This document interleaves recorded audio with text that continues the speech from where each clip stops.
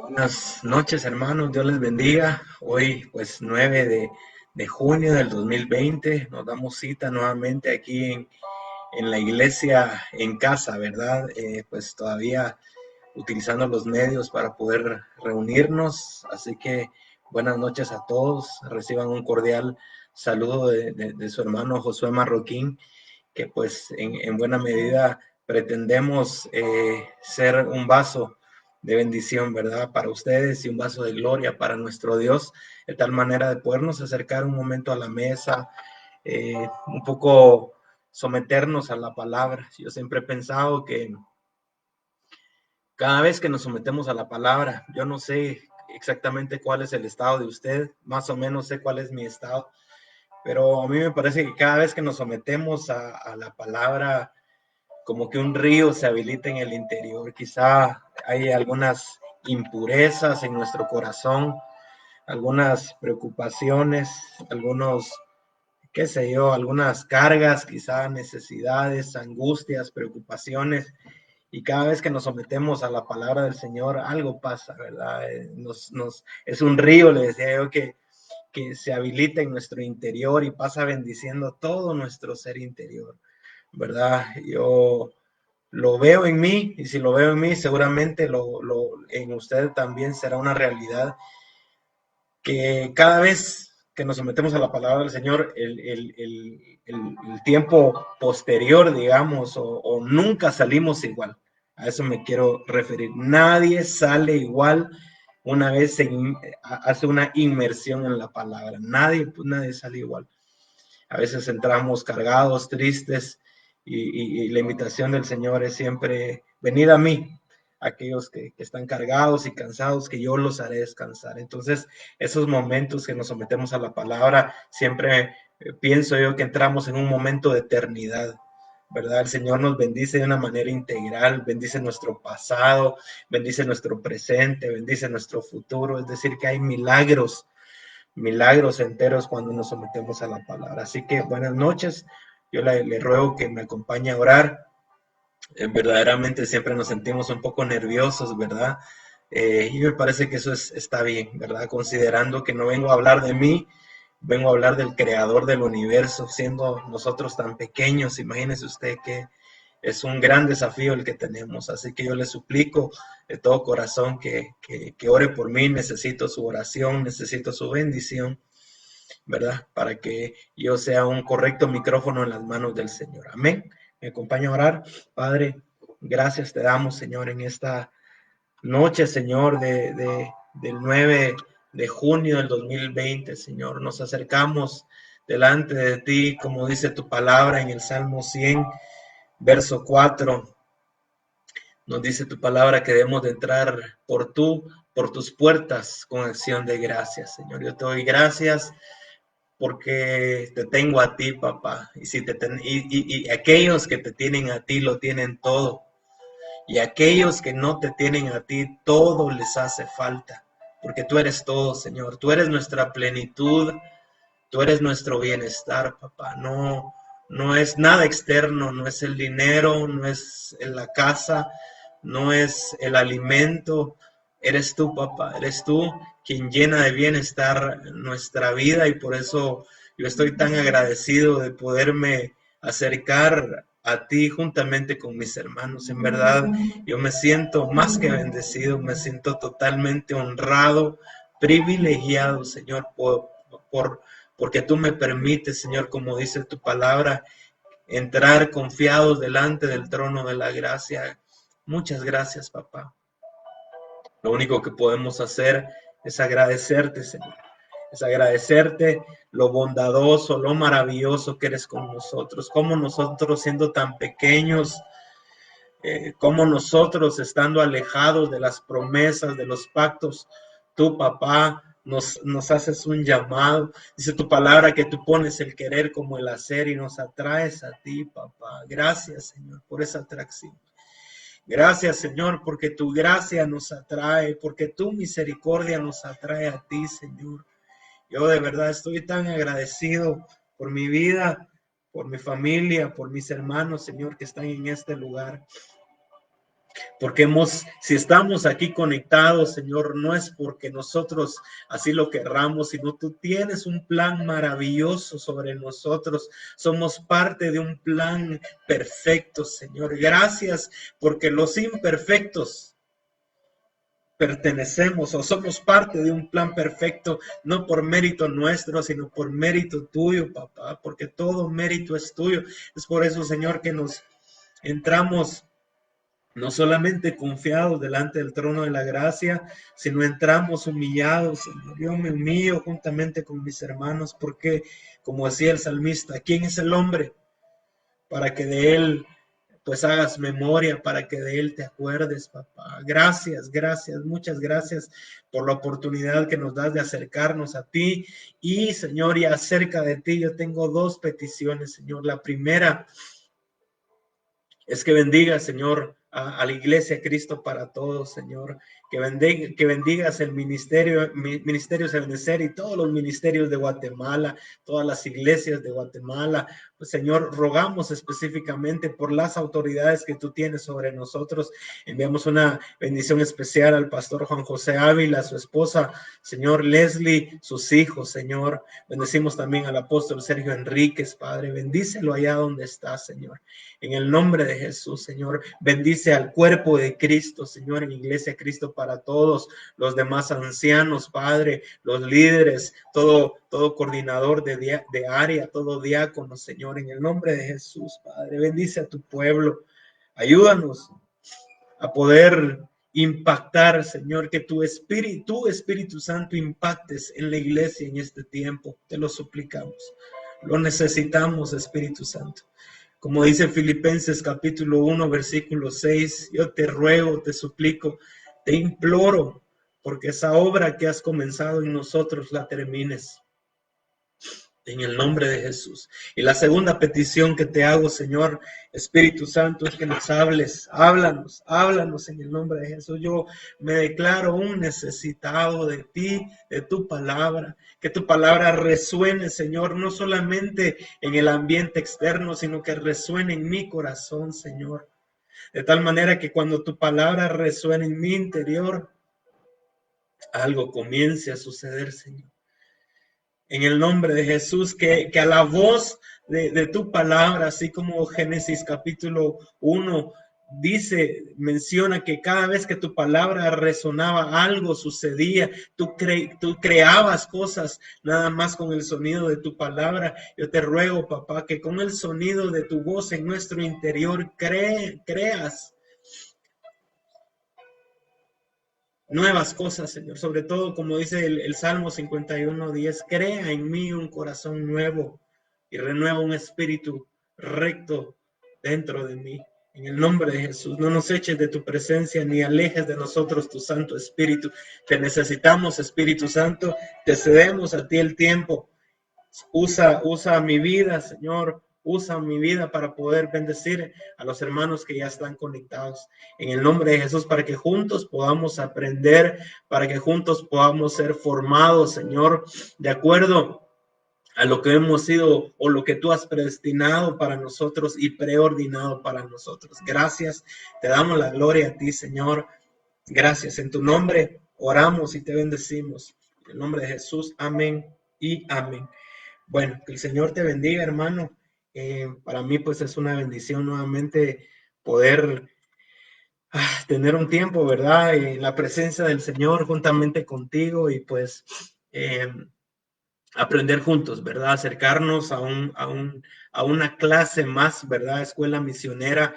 Estamos en el 5º módulo de formación ministerial, más o menos como que fuera una licenciatura, ¿verdad? Ahí semestral por módulos. Vamos, cada módulo más o menos ha tenido 6 meses, es decir, que comenzamos en el 2008 con el primero y segundo módulo, ¿verdad? Ya vimos el tercer y cuarto módulo en el 2019 y hemos tocado no solamente temas doctrinales, doctrina básica, intermedia, avanzada, pues el Señor, para gloria de su nombre, nos ha usado para impartir algunas series, como por ejemplo series de liderazgo, series de historia de la iglesia, series de escatología, y en verdad ha sido algo extraordinario. Y en esta serie hemos sentido de parte del Señor abrir una formación misionera, formación evangelística, ¿verdad? Pues un poco para hacer equilibrios, ¿verdad? Una buena iglesia, una iglesia equilibrada, que al final eres tú y soy yo, una iglesia equilibrada, debe de tener tres cosas fundamentales. Es adoración, es decir, entrega. Una iglesia debe de tener discipulado, es decir, enseñanza, pero también una iglesia debe de abundar en una obra misionera evangelística, ¿verdad? Necesitamos, como decíamos en uno de los cierres de escuela misionera, necesitamos ver las puertas de la iglesia, no solamente como entrada a congregarnos, sino como salida de bendición, ¿verdad? Sobre todo en este tiempo que hay gente tan necesitada de una palabra de esperanza, pero también de pan, ¿verdad? De víveres. Así que, pues por eso mismo estamos abriendo esta escuela misionera, una escuela práctica, ¿verdad? De hecho, este jueves, si el Señor lo permite, vamos a estar recaudando nuevamente víveres y estar bendiciendo a tantas familias para hacer muy coherente el mensaje misionero, ¿verdad? No solamente una letra, ¿verdad? Sino también una práctica que nos haga encontrar esos equilibrios maravillosos en el cristianismo, sobre todo ahora, ¿verdad? Creo que a las nuevas generaciones nosotros tenemos mucho que enseñar, que ser cristiano no se trata de ir a la iglesia necesariamente, no se trata de dejar de hacer algo, se trata de hacer muchísimas cosas, ¿verdad? Como por ejemplo esto de atender a los necesitados. De hecho, la Biblia no habla de religión, ¿verdad? Hay muchas religiones que usan la Biblia, pero cuando la Biblia habla de religión, dice la verdadera religión es atender al necesitado. Entonces, esa es, pues, en términos generales, nuestra religión. Así que características de los evangelistas, como lo ven parte 1, y pues si hay parte 1, por obvias razones, hay segunda parte que si el Señor lo permite, lo vamos a estar teniendo el próximo martes, ¿verdad? Por la misma hora, por el mismo canal, ¿verdad? Así que características de los evangelistas, y quisiera de una vez adentrarme en los minutos, ¿verdad? Aquí estamos llevando el tiempo. Y entonces quisiera comenzar con como este tema, ¿verdad? En verdad, características de los evangelistas, nos vamos a tardar más o menos 2 temas, es decir, más o menos 2 horas en poderlo hablar. Quisiera en este primer tema poner un fundamento que nos ayude a entender un poquito más, ¿verdad? El tema ministerial y el tema ministerial relacionado al evangelismo, ¿verdad? A los evangelistas. Y quisiera pues arrancar con, tal como lo ve usted en pantalla, con un significado, una manera de entender esta palabra, esta expresión, evangelizar de una manera muy sencilla, ¿verdad? Se han escrito libros, se han escrito tesis al respecto, pero quizá entendiendo evangelizar de una manera muy sencilla, pudiéramos decir que evangelizar es difundir el cristianismo, una frase muy sencilla, muy práctica de poder dar a conocer lo que significa evangelizar. Y entonces es difundir el cristianismo.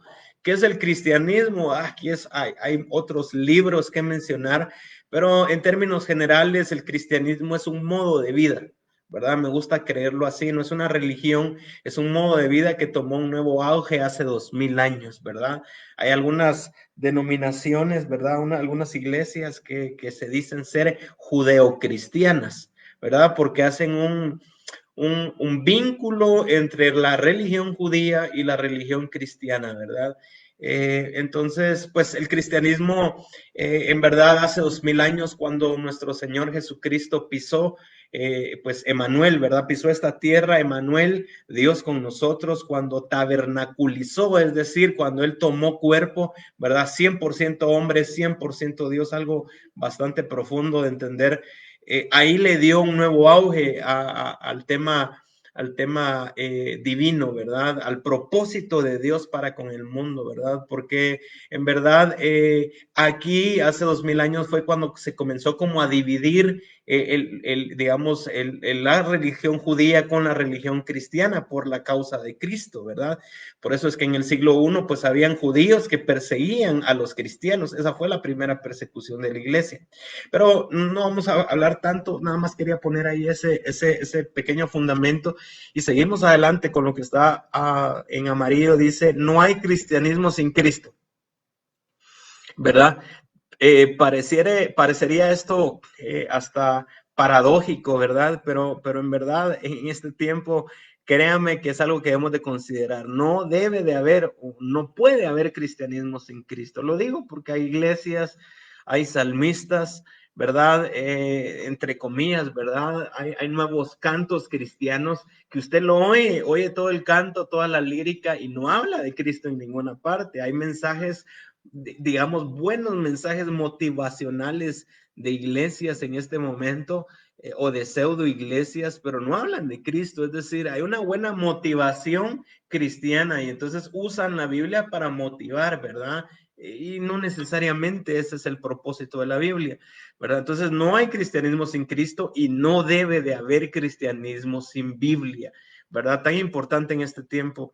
No es una prédica de protesta, pero sí es evidente que en la iglesia a nivel mundial hay iglesias enteras que están dejando quizá la Biblia a un lado y se están concentrando en leer algunos otros libros de motivación cristiana, puede ser teología, puede ser filosofías, ¿verdad? Pero es importante, la fuente debe de ser Cristo, la Biblia, ¿verdad? Entonces es inevitable, y aquí voy amarrando un poco esto para poder adentrarnos en este tema, y dice, es inevitable considerar que es menester evangelizar fuera de los límites eclesiásticos, es decir, necesitamos evangelizar a la gente de fuera de la iglesia. Sin embargo, dice, es imperativo, me gusta mucho esa palabra imperativo, es como casi obligatorio, ¿verdad? Concentrarnos también en evangelizar aún dentro de la iglesia. Poder dar a conocer algo similar a lo que hace el profeta Isaías en el siguiente pasaje, en donde sobresale un enfoque evangelístico dentro de Sion. Sion, pues mucho le hemos entendido como la iglesia, ¿verdad? Y lo digo, pues que es muy necesario evangelizar aún dentro de la iglesia, porque, por ejemplo, hay muchas, hablo de mí, yo una tercera generación de cristianos, de hecho, pues mis abuelos fundaron la iglesia, ¿verdad? Usados por el Señor en la iglesia que nos congregamos. Entonces soy como una tercera generación de cristianos, pero en términos generales yo crecí dentro de la iglesia, pero no necesariamente yo era un cristiano, ¿verdad? Necesitaba yo que me evangelizaran para que verdaderamente pudiera entender qué es reconocer a Cristo como Señor y Salvador, sobre todo Señor, ¿verdad? Pero bueno, entonces aquí en este texto vemos, hay un versículo muy sobresaliente, de hecho, de los versículos más reconocidos en el medio, ¿verdad? Para hablar acerca del evangelismo. Y es lo leo de una vez en el versículo 7. Qué hermosos son sobre los montes los pies del mensajero que trae buenas noticias. Siempre este es un texto que lo usamos para hablar en un ámbito, en una temática evangelística, ¿verdad? Ay, qué lindos son los montes, sobre los montes, los pies del mensajero que trae buenas noticias de paz y de salvación, las noticias de que el Dios de Israel reina. Pero este versículo profético está dentro de un contexto en donde Isaías capítulo 52 en la Nueva Traducción Viviente, me gustó mucho cómo lo pone esta traducción, ¿verdad? Porque lo dice, despierta, esta versión, despierta, oh Sión, despierta, es decir, como que le está hablando a la iglesia, ¿verdad? A los integrantes de la Sión, de la Jerusalén celestial, despierta, iglesia, despierta, vístete de fuerza, ponte tus ropas hermosas, oh ciudad santa de Jerusalén, porque ya no volverá a entrar a ti por tus puertas la gente impura que no teme a Dios. Levántate del polvo, oh Jerusalén, y siéntate en un lugar de honor. Quítate del cuello las cadenas de la esclavitud, oh hija cautiva de Sión. Es decir, era un mensaje para la iglesia, era un mensaje que hace ver que había una necesidad de despertarse. Obviamente, si usted le dice a alguien despierta es porque está durmiendo, está acomodada, le dice vístete de fuerza, ponte tus ropas hermosas, levántate del polvo, es tiempo de salir de toda esclavitud, oh hija cautiva de Sión, que básicamente es el objetivo de la misión. Recuerdo que nuestro hermano Darwin, no sé si estará conectado, aquí no logro ver los que sí y no están conectados, ¿verdad? Él nos hablaba hace algunos martes del objetivo de la misión, que básicamente Lucas capítulo 4, versículo 18, habla mucho de esto. Por ejemplo, a pregonar libertad a los cautivos, ¿verdad? El tema es que aquí está hablando de que los cautivos están en Sión, están dentro de la iglesia, entonces el evangelismo debe de circunscribirse. Sí, amén, hagamos un grupo para evangelizar afuera, pero necesitamos también considerar, hermanos, que este es un mensaje, debe de ser un mensaje pertinente y muy relevante para la iglesia de hoy, ¿verdad? Versículo 4, esto dice el Señor soberano: hace mucho tiempo mi pueblo decidió vivir en Egipto. Ahora es Asiria la que lo oprime. Esto pues conllevaba ya una interpretación literal en ese momento porque estaba sucediendo. Sin embargo, para nosotros también hay un simbolismo espiritual. ¿Qué es esto?, pregunta el Señor. ¿Por qué está esclavizado mi pueblo nuevamente? Quienes lo gobiernan gritan de júbilo, todo el día blasfeman mi nombre, pero yo revelaré, dice el Señor, mi nombre a mi pueblo y llegará a conocer mi poder. Entonces por fin mi pueblo reconocerá que soy yo quien le habla. Y entonces aquí es donde surge el texto evangelista, es decir, el Señor está emitiendo una voz, el Señor está revelando su nombre al pueblo y por favor entienda lo que el Espíritu le quiere dar a conocer. Y uno de los instrumentos que el Señor se vale para revelar su nombre a su pueblo es el ministerio evangelístico. Son los evangelistas. Son esos que, como dice la palabra, si no estoy mal, en 2 de Timoteo capítulo 4, ¿verdad? Cuando Pablo le dice a Timoteo: haz obra de evangelista, pregona, revela el nombre del Señor a mi pueblo, porque entonces va a llegar a conocer el poder de Dios y por fin mi pueblo va a reconocer que soy yo quien le habla. Y entonces aquí viene más o menos como una bienaventuranza, una característica, una virtud sobre aquellos que pregonan que el Señor los usa para revelar su nombre a su pueblo, ¿verdad? Y pues que el Señor nos usa, hermanos, en verdad. Yo pues me ministro con usted, ¿verdad? Yo en un pasado, y creo que ya lo compartí en algún tema previo, pero yo decía, en un tiempo yo decía, bueno, mi responsabilidad o mi tarea dentro de la iglesia es tocar un instrumento, y ahí estuve tocando la trompeta por mucho tiempo, y bueno, y después no, mi tarea, yo decía, mi tarea en verdad dentro de la iglesia es enseñar, ¿verdad? Es poder dar algún y otro discipulado, ¿verdad? Pero yo creo que debe de ser un desafío de la iglesia en términos generales, que haya una iglesia que se levante con una unción evangelística y que el Señor nos utilice, hermano, para gloria de su nombre, para revelar el nombre de Él al pueblo que está en Sión, pero también al pueblo que está fuera de Sión, ¿verdad? Amén. Lo voy a dejar aquí y ahí usted puede leer ahí todo Isaías 52, le invito. Entonces, quisiera utilizar 10 minutos para poder continuar en esto y así centrarme en los últimos 30 minutos quizá en algunas características de los evangelistas, porque pues como ya le dije es el tema primero de 2, así que en el segundo pues seguramente vamos a poder ahondar un poco más en las características. Amén. Y entonces quisiera adentrarme aquí con un último fundamento antes de poder considerar algunas características, y lo titulamos con relación a los ministerios primarios, acerca del oficio. A mí hay una frase que la escuché de Dios en mi corazón hace algún tiempo y el Señor me ha tenido ahí entre meditando, enseñando, considerando que no debe de haber llamado si antes no hay oficio. Es decir, aquí vamos a hablar un poco acerca del oficio, pero para que usted lo pueda entender un poco más, esta frase, le agregué aquí algunas palabritas entre paréntesis. No debería de haber un título, digamos un título ministerial, si usted lo quiere ver así. No debería de haber un título ministerial si antes no están las características de ese ministerio. Es decir, que no debería de alguien nombrarse apóstol si antes no tiene las características del ministerio apostólico. Y obviamente esto tiene relación también con alguna profesión secular. No podría haber un futbolista si antes no tiene las características, ¿verdad? Es como que yo le dijera a alguien, por ejemplo, y una vez creo que puse este ejemplo, ¿hay alguien que juega fútbol? Sí. ¿Usted es futbolista profesional? ¿Cómo hace usted para saber si es futbolista profesional? Quizá le tira una pelota, ¿verdad? Y vamos a ver si en verdad es un futbolista profesional.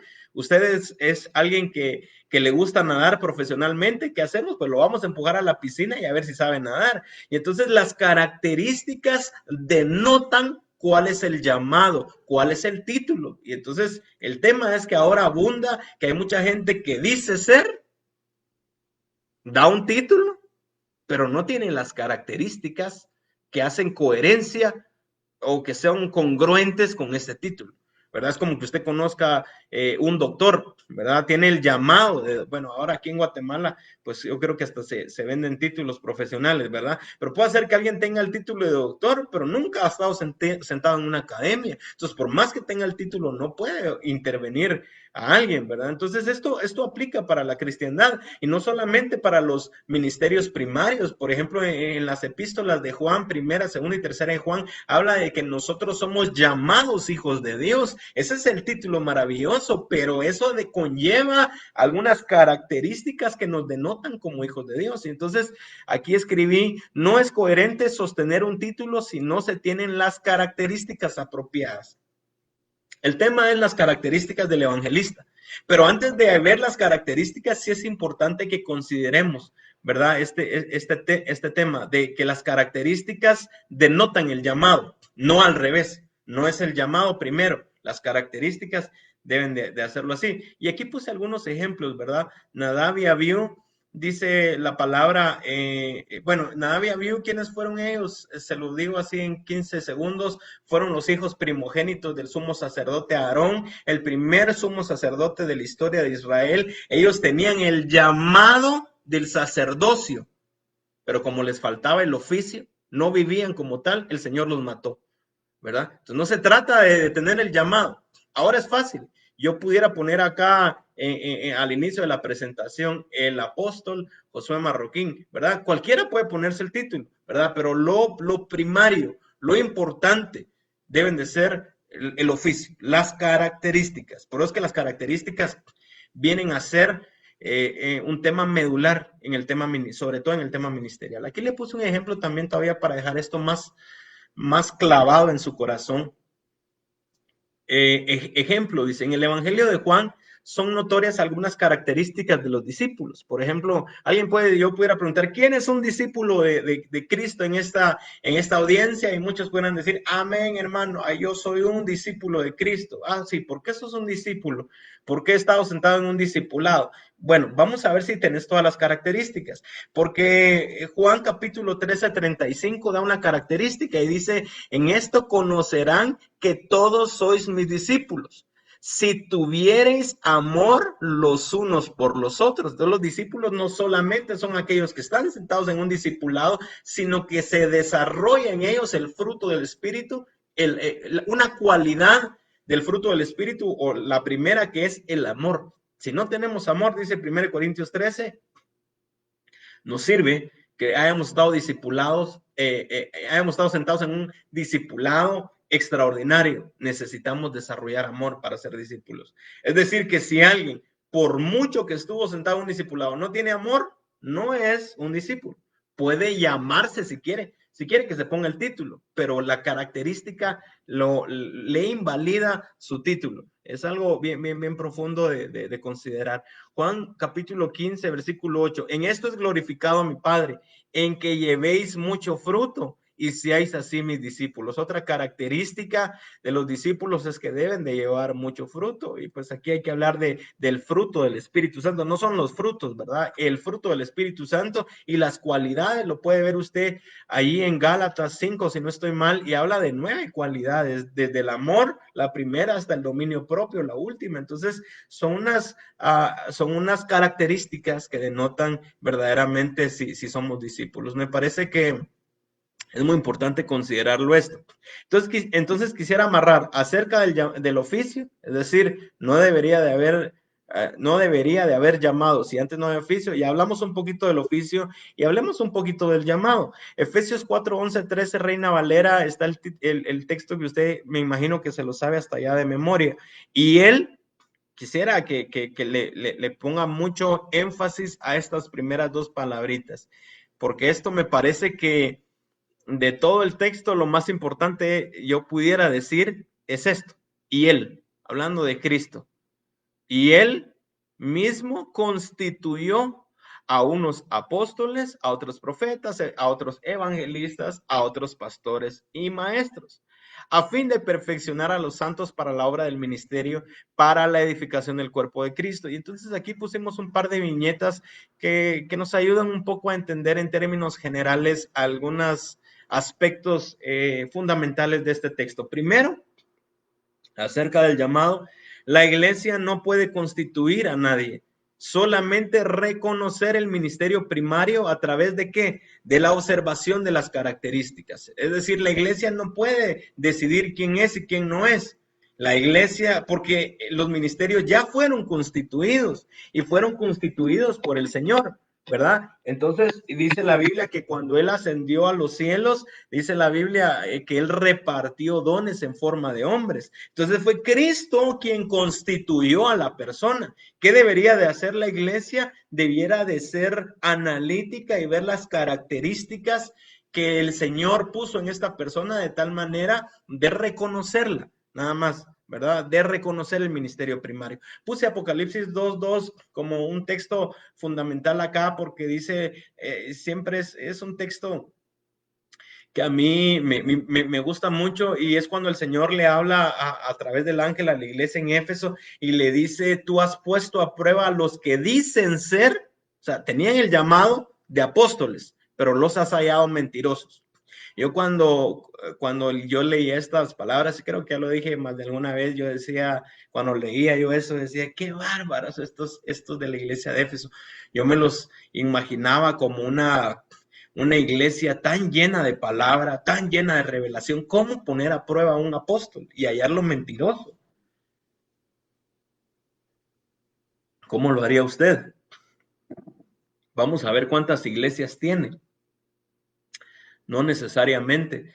Habría que desarrollar cuáles son las características del ministerio apostólico y en base a las características del ministerio apostólico, ¿verdad? Bíblico, debemos a partir de ahí tomar todas las características y decir, bueno, él sí reúne las características, él es un apóstol. Y por el contrario, estaba viendo el listado de características. No, él dice ser apóstol, pero en verdad solo de todas las cualidades o características solo tiene una. Ay, no creo que sea apóstol, ¿verdad? Tal vez es pastor.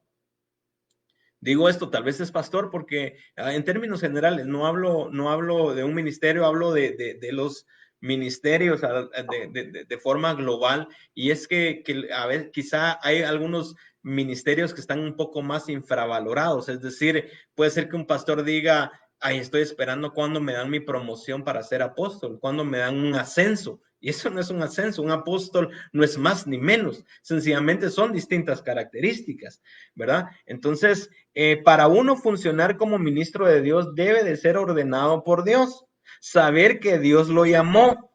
Ay, hermano, ¿cómo hago para saber si Dios me llamó? Si todavía no tenemos esa pregunta, seguramente Dios no nos ha llamado porque Dios habla con voz clara, da a conocer cuál es el llamado y cuál debe de ser el objetivo del llamado. Es alguien que lo sabe, ¿verdad? Si usted todavía no lo sabe, yo creo que acuérdese que esto es formación ministerial, ¿verdad? Entonces no solamente estamos hablando acerca de los que ya fueron llamados, sino que estamos hablando de aquellos que aún no han sido llamados, pero que reúnen ciertas características, ciertas cualidades, ¿verdad? Que dejan ver que es un ministerio, como dice por ahí una palabra, en ciernes.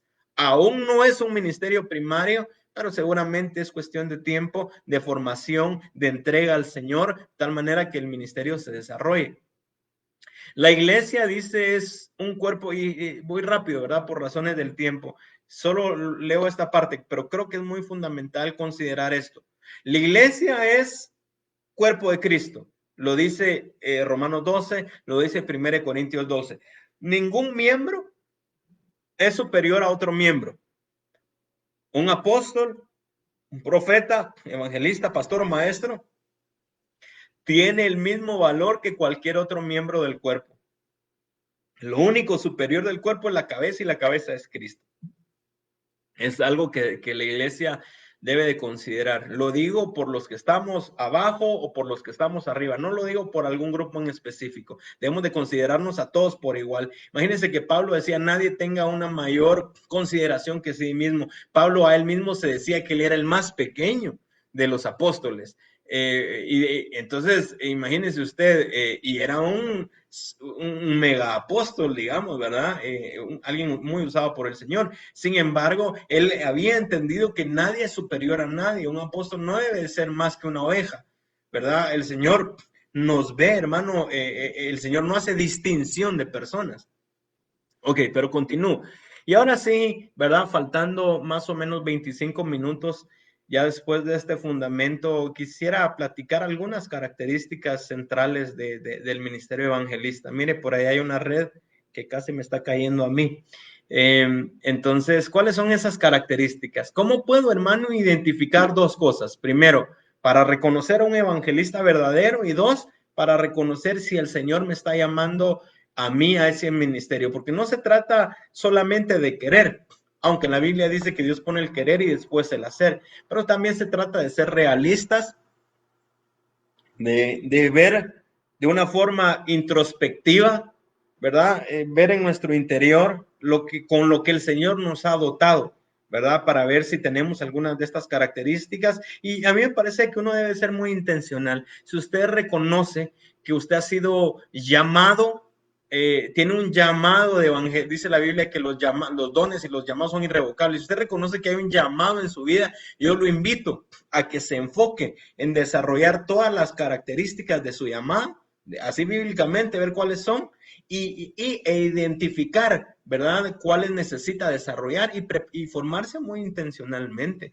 Me parece que algo hacía que Pablo estuviera a los pies de Gamaliel tanto tiempo, ¿verdad?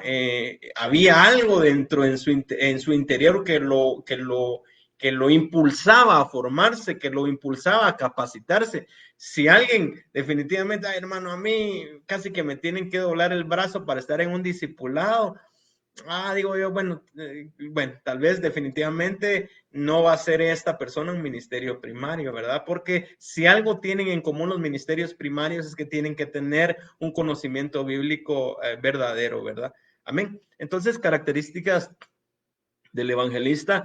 Y bueno, aun cuando en la Biblia solo se mencione a un evangelista, Felipe, Hechos 21:8, ahí Pablo da a conocer a Felipe como evangelista, encontramos a muchos hombres desarrollando las características de una función ministerial. Esta es una buena pregunta. ¿Por qué si usted se da cuenta, por ejemplo, dentro de los 5 ministerios, el ministerio profético, uno ve tantos ejemplos, tantas hazañas en el Antiguo Testamento, ¿verdad?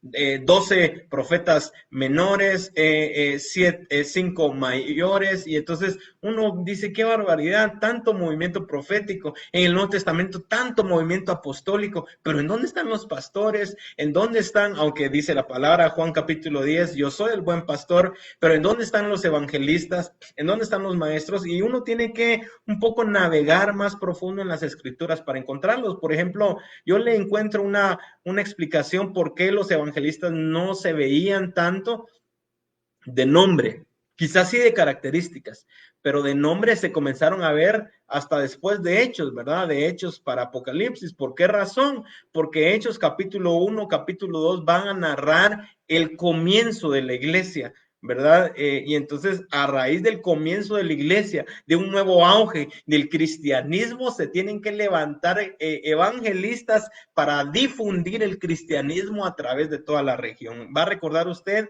como decía Hechos capítulo 1, versículo 8, dice desde en adelante, bueno, pero en Hechos 1:8 dice, recibiréis poder cuando venga el Espíritu Santo sobre ustedes y me van a ser testigos, comenzando en Jerusalén, Judea, Samaria y el resto del mundo, ¿verdad? Entonces, a partir de ahí, los evangelistas comienzan a cobrar vigencia hasta nuestros días, ¿verdad? Entonces, encontramos a muchos hombres desarrollando las características de esta función ministerial al punto que nuestro Señor Jesucristo es el máximo ejemplo. ¿Cómo no, verdad? Acercarnos a esos 4 evangelios extraordinarios y ver a Jesús como evangelista es algo maravilloso. En el tema Pablo, el primer misionero de la iglesia, que también fueron 2 temas ahí, si no los ha visto, pues le invito a que lo vea. También dice, estudiamos también 16 acontecimientos y características que acompañaron la primera misión de la iglesia en los 4 viajes paulinos, ¿verdad? De Hechos capítulo 13 al 28. Ahí vimos cuáles fueron las 16 características.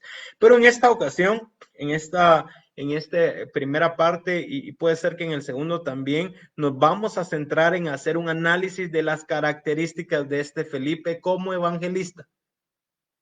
Y veamos de una vez algunas de ellas. ¿Qué características vemos en Felipe? La primera me bendice. Bueno, en verdad que es la primera y la segunda las encontramos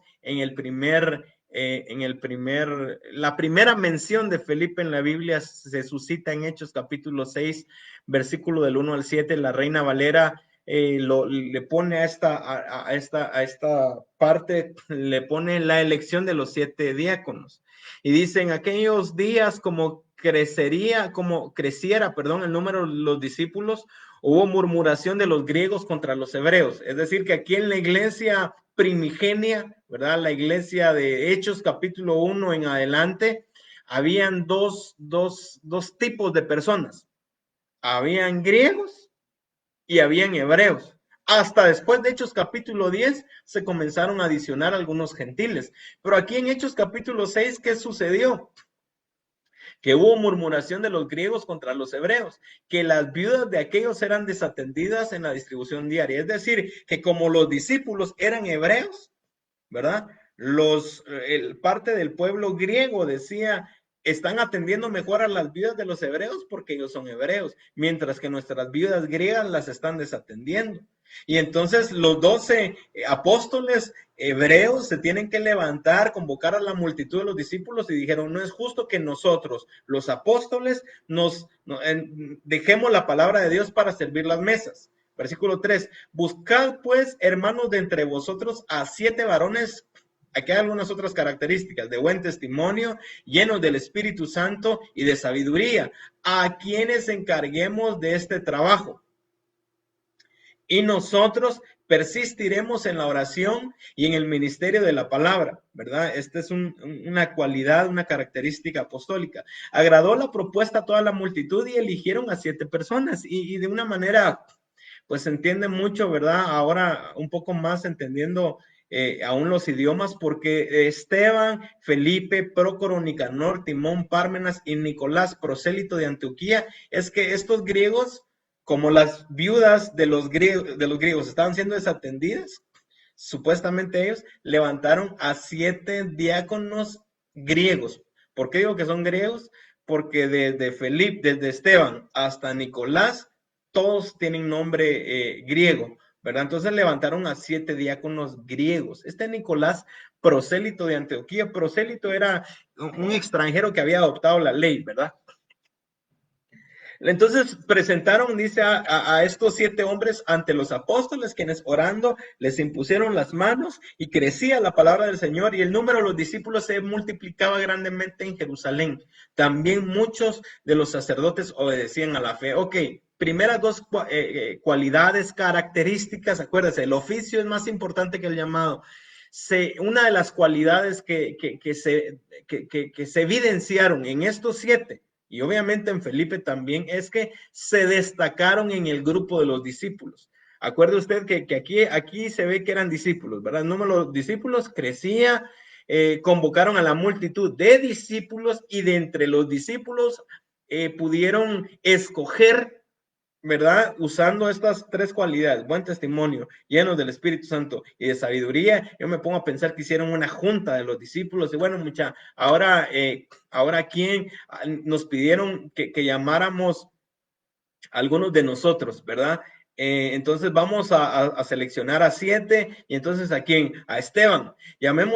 Tenemos que llamar a Felipe lo llamaron en segundo turno y esto dice mucho porque seguramente Esteban para la mayoría de ellos era quizá el que más se destacaba y pues viendo la Biblia definitivamente fue el que más se destacó, ¿verdad? Y entonces en segundo lugar llamaron a Felipe, entonces es alguien que se había destacado en el grupo de los discípulos. Yo creo que esto debe de ser una cualidad, no es una competencia, esto no es, el camino de fe no es una competencia, sin embargo sí nosotros debemos de ser usados por el Señor, de dejarnos usar por el Señor, ¿verdad? De tal manera aún que suceda este tipo de cosas, ¿verdad? Destacarse. Si uno, mire, hermano, si uno se destaca, a veces está uno en una academia, en una universidad, y uno en un trabajo, por ejemplo, si uno quiere destacarse, ser quizá de los mejores de la clase, esforzarse y demás, ¿verdad? De una clase de la universidad, del colegio, del trabajo, ¿cómo nosotros vamos a menospreciar el destacarnos en el camino de la fe? Decir, ay, no, hermano, mire, yo mejor no voy a los discipulados, mejor no estoy muy ahí, mejor no amo mucho a los hermanos porque viera solo problemas nos dan, no desarrollo muchos frutos, las cualidades que hablamos de los discípulos, y entonces como que se menosprecia, como que se infravalorara a sí mismo. Y usted recordará la parábola de los talentos, hermano. En verdad que el Señor ha depositado divinidad en nosotros y nosotros tenemos, hermano, la responsabilidad de dejarnos usar por el Señor de tal manera que sea el Espíritu Santo en nosotros, que sea a través de nuestra entrega al Señor, que Él desarrolle, hermano, toda la potencia que ha puesto en nosotros. Imagínense si Pablo se hubiera infravalorado.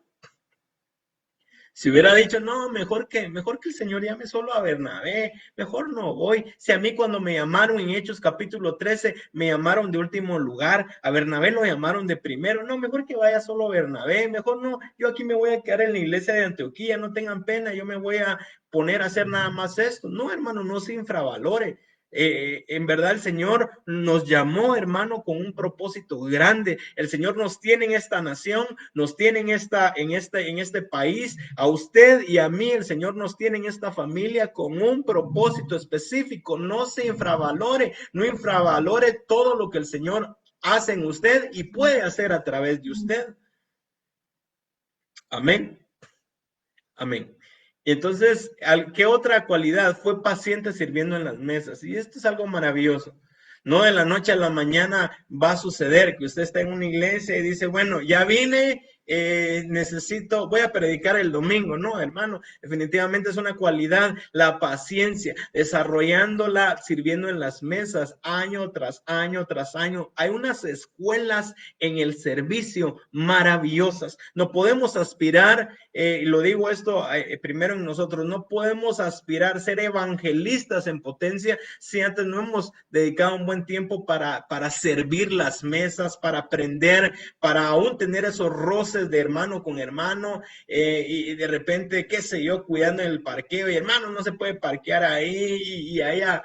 Yo creo que es una escuela, el servicio es una escuela. Yo lo he aprendido para la gloria del Señor. Este es estoy cumpliendo 15 años, no se nota. 15 años de servir al Señor en Iglesia Cristo para Todos, ¿verdad? Y he estado en muchas áreas. Y en cada área uno va aprendiendo cosas maravillosas. Así que, hermano, sea paciente para usted, ¿verdad? No seamos como esos evangelistas ambulantes, ¿verdad? Esa no es una cualidad, ¿verdad? Usted quiere identificar a quién es un evangelista y quién no, véale también cuál ha sido su historial. Si ha sido alguien, hermano, que es un ambulante, ni siquiera tiene iglesia, se jacta a sí mismo a decir, no, yo no necesito ir a iglesia, no necesito pastor, no necesito nada, lo único que necesito es llevarme un micrófono y predicar en el parque. Gloria a Dios porque lo hace, hermano, pero definitivamente es una cualidad que todos debemos de tener. Amén. Sea cual sea el ministerio. Ok, quiero seguir porque ya me quedan 12 minutos, ¿verdad?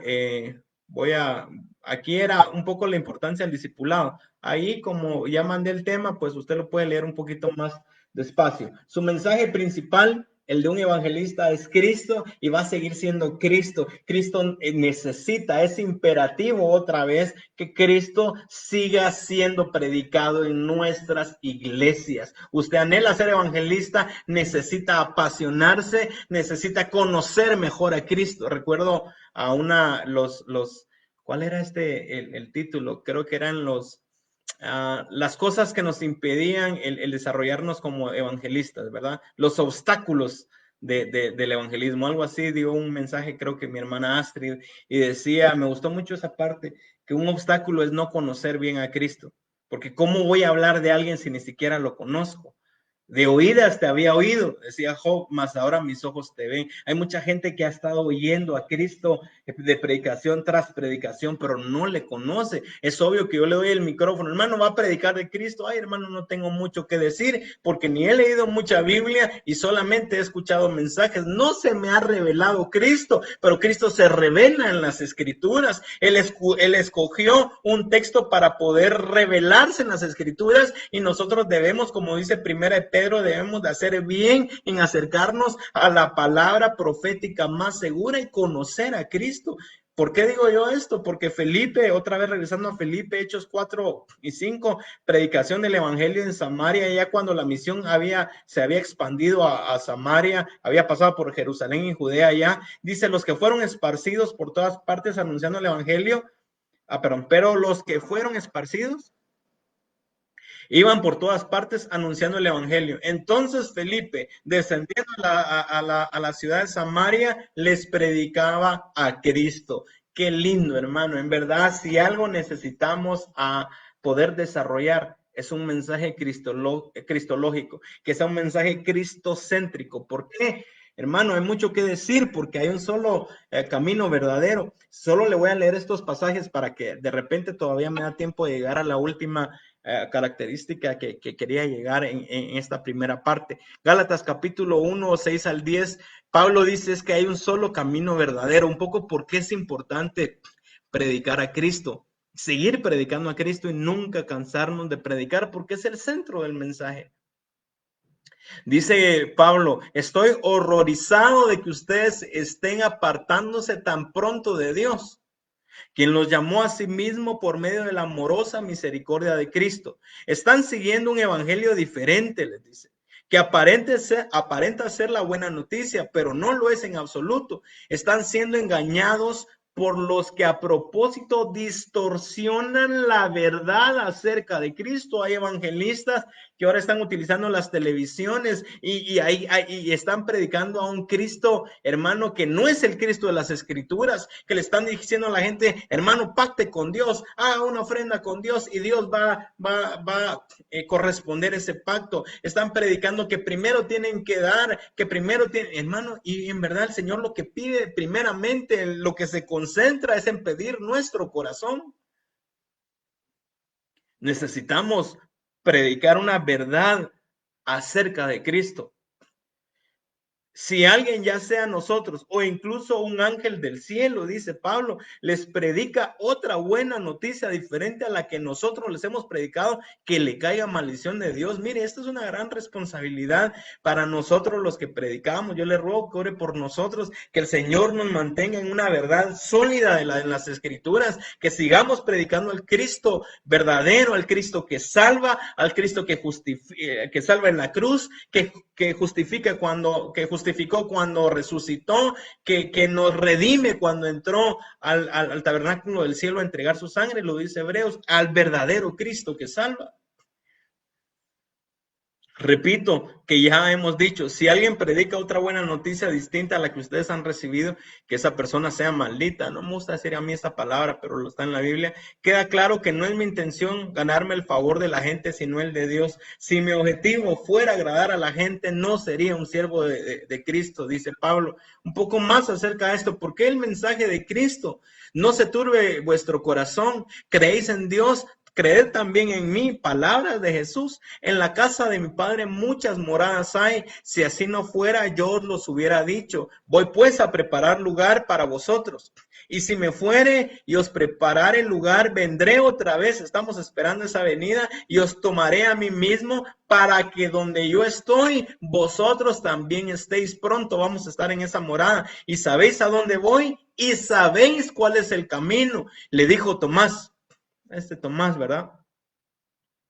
Señor, no sabemos a dónde vas. ¿Cómo pues podemos saber el camino? Jesús le responde el sexto yo soy que habla en Juan. Ahí le puse aquí a la derecha, no voy a hablar ya por razones del tiempo, pero dice Jesús dijo, yo soy el camino, la verdad y la vida. Nadie viene al Padre sino por mí. No quiero hablar de otras religiones, pero hay otras religiones que piensan que hay otros caminos hacia el Padre, y el único camino es Cristo. El único redentor es Cristo. No existen los corredentores. No existe tal cosa. Jesús es el camino. Aún una vez yo pensando en esto, me ponía a hacer quizá una frase filosófica así, nada más en mis adentros.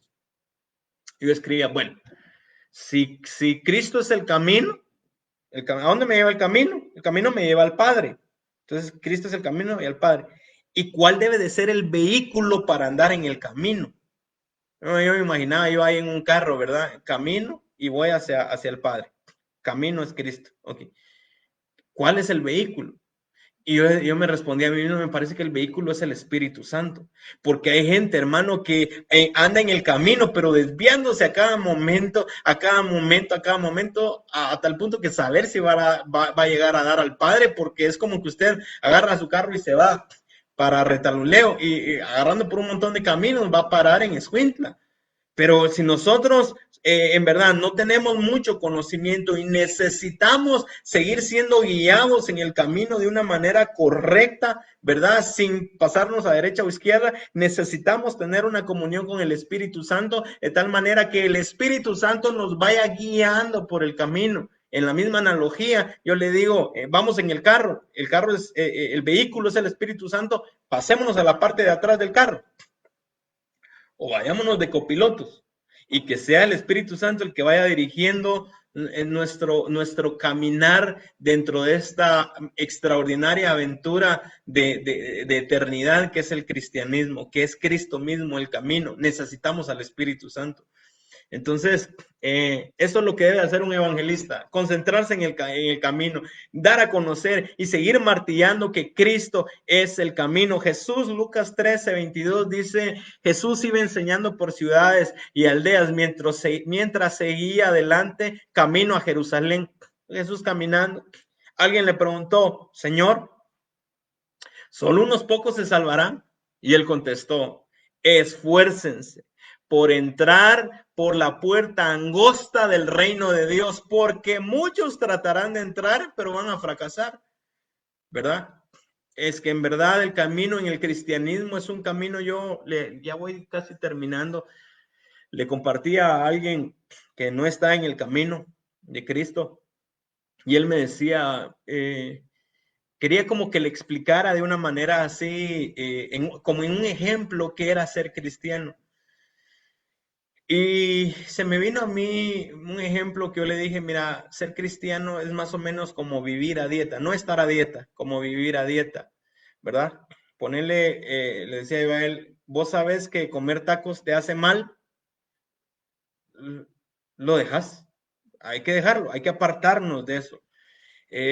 Vos sabés que comer carne asada o qué sé yo, cualquier otra comida te hace mal, lo tenés que dejar. Entonces tenés que comenzar a asimilar, a obtener, a alimentarte de las cosas que te hacen bien, ¿verdad? Y entonces es algo maravilloso que quizá en un principio te va a costar, pero en la medida que vas avanzando en el camino, poco a poco el Espíritu Santo te va a usar, te va a perfeccionar a tal punto que ya no solamente te vas a apartar del mal, sino vas a aborrecer el mal y entonces te volvés alguien que vive el cristianismo de una manera maravillosa. Ya no quiero hablar aquí ¿verdad? Pero esto es algo ya escatológico, ¿verdad? Cuando el señor de la casa haya cerrado la puerta, algo que va a pasar, porque todo tiene un límite. Los que no se quisieron esforzar por entrar por la puerta angosta. Los que están ahorita felices porque están de vacaciones de asistir a las iglesias. No hablo de Iglesia Cristo para todos, hablo de la iglesia a nivel mundial que dicen, ay Dios, qué bueno, por fin se acabaron los cultos. Aquí estoy en la casa, mija, pone una película, solo conectada información ministerial, ahí que el hermano Josué hable solo, nosotros miremos una película, ahorita estamos descansando. Estas personas que no se están esforzando, yo una vez, y creo yo que debe de ser muy importante para nosotros, una oración que le diga al Señor, Señor, yo anhelo que tú veas el esfuerzo, ¿verdad? Que nosotros hacemos por llevar una vida agradable, ¿verdad? Por ser aprobados por ti. Necesitamos esforzarnos, hermanos. Amén. Voy a la última, termino ya en esta, ¿verdad? Es acompañado por señales. Entonces, características de un evangelista: es alguien que se destaca en el discipulado, es alguien que es paciente sirviendo en las mesas, es alguien que aprende, hermano, a desarrollarse como dice Colosenses capítulo 1, versículo 10, que dice que crece en el conocimiento de Dios. Es alguien que predica a Cristo y sigue predicando a Cristo, y cada vez más, hermanos, se empapa, se informa, se llena del conocimiento de Cristo a través de las Escrituras, a través de experiencias, y es alguien, hermano, que en verdad sabe quién es Dios y lo sabe predicar, ¿verdad? Lo conoce a Cristo. Esa es una cualidad de un evangelista. Bueno, y entonces otra cualidad, la última, ya en 2 minutos la digo para terminar. Y dice Hechos 8, 6 al 8, Reina Valera: y la gente unánime escuchaba atentamente las cosas que decía Felipe, oyendo y viendo las señales que hacía, porque de muchos que tenían espíritus inmundos salían estos dando grandes voces, y muchos paralíticos y cojos eran sanados, así que había gran gozo en aquella señal. Entonces, una característica de un evangelista debe de ser acompañado por señales. ¿Cómo hago yo para que las señales respalden mi accionar, mi disertación, mi mensaje? Bueno, no nuestro mensaje, aunque Pablo decía mi evangelio, ¿verdad? Pero bueno, es un poco esto. Sin el mensaje correcto, cristocéntrico, no van a haber señales y maravillas. Si la iglesia se concentra en hablar cualquier cosa que no sea Cristo, no van a haber señales. No va a haber gente con señales en su interior, gente que se esté volviendo a Dios.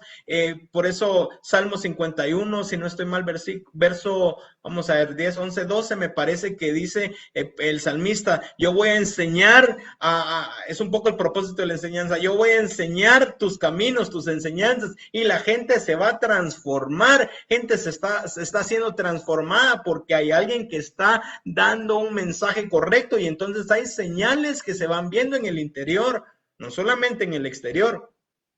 Aunque obviamente, gloria a Dios por esas maravillas, esas sanidades, esas liberaciones, ¿verdad? Hechos 14:3, una traducción viviente, dice: pero los apóstoles se quedaron ahí por mucho tiempo, predicando con valentía acerca de la gracia del Señor. Y miren lo que está en Elías: y el Señor demostraba que el mensaje era verdadero al darles poder para hacer señales milagrosas y maravillas. Todo es por Dios, todo es de Él. No es que, ay, qué unción tiene el hermano. No, hermano, no. En verdad, la unción no es para predicar, la unción es para santificarnos. Es el Señor. Todo es Él y para Él. Amén. Quisiera terminar ya con eso, hermano, porque si no, ya no me van a invitar. No, bromas. Oremos, ¿verdad? No sé si hay preguntas. Yo aquí la verdad es que no veo, ni siquiera me veo solo a mí, a la pantalla, no veo quiénes están conectados, pero Dios les bendiga, ¿verdad? Gracias por pues tener esa paciencia, esa intencionalidad de acercarse a estos medios, ¿verdad, hermano? Para seguir siendo preparados en lo que el Señor quiere prepararnos. Amén. Ora conmigo. Padre, gracias te damos en esta oportunidad porque nos permitiste acercarnos a tu palabra. Qué gozo, qué cosa más extraordinaria tu palabra, Señor. No hay nada mejor que tu palabra, que tu voz, que tu persona, papá. Eres impresionante, maravilloso, Señor. Te amamos, amamos tu presencia, amamos tu palabra. Yo te ruego, papá, porque esta palabra en el nombre de Jesús se encuentre una buena área en nuestro corazón, que seamos buena tierra para que esta palabra se siga sembrando y tú poco a poco sigas ahí germinando esta semilla, Señor, de tal manera que den frutos maravillosos para ti, Señor. Así que te bendecimos, papá, en el nombre de Jesús. Amén y amén. Que el Señor te bendiga, hermano. Amén.